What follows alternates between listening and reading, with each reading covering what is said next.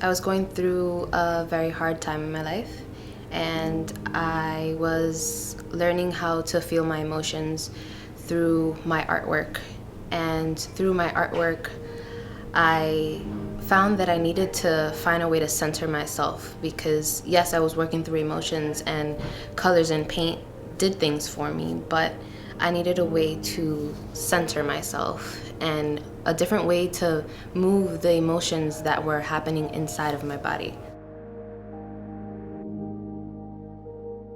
Overall, it was a very amazing experience to go through it with people who are from that culture, to understand why they began to practice in the first place, to, go into a yoga classroom and it be completely silent, no music, no incense. Everything was about breath constantly, and constantly, they brought up these amazing topics about embracing your ego on the mat, and I thought that was so interesting because I had never thought about it before, but it was a reality because I was taking these classes with people who were extremely more fit than I was, and they were doing all these tricks, and they were a lot more agile than I was, but I had to learn how to focus on just who I was and where I was and the conversations between my body and I while I was there, and I had to be present. And I would remember one of the yoga instructors would always tell me, he'd say, easy, easy, slowly, slowly it will come, slowly, slowly it will come. And that still stays with me in my practice today. So from that, I learned how to just be in my body. Spiral Goddess Yoga. So first I called myself Hidden Art Box. And I called myself Hidden Art Box because I had a lot of emotions that I did not want people to know that I had. When Spiral Goddess Yoga, when I came back from India, Spiral Goddess Yoga was born because I became this whole different person, and no matter how much I tried to integrate who I've become now and who I was then within my artwork and within what I was doing, I just couldn't do it because I'm not that person anymore. So I like to say, I kind of buried myself in India. That girl's not coming back. This is where I am and this is who I am now. And that was how Spiral Goddess Yoga was born. For me, it's not so much the actual poses.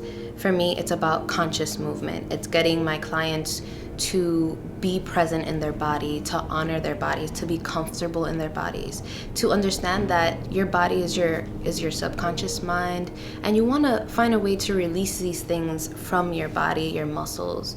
Everything is all interrelated and it all connects at some point.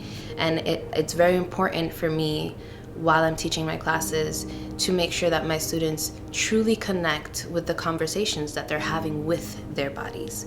And what it's a conscious movement. So it doesn't have to be yoga. You can be working out at the gym. If you're having a conscious movement with your breath and you're being present, it is the same. If you're in a dance class and you're moving your hips, it's a belly dance class, but you're being present, you're being aware of your body, you're having a conversation with your body.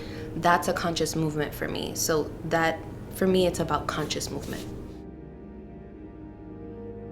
I think the importance of yoga for the modern individual would be allowing themselves to take a time that's just for themselves, right? Because we're constantly checking out to make sure things get done. We're constantly trying to scratch off everything on our to-do list and trying to get somewhere from point A to point B, the trains, the transportation, and we kind of like suppress all these things that go on throughout our day.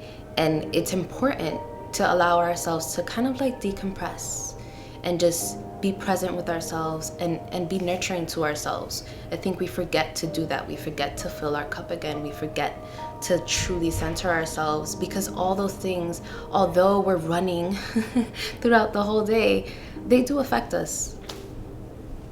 And that's what I think is important for the modern day people.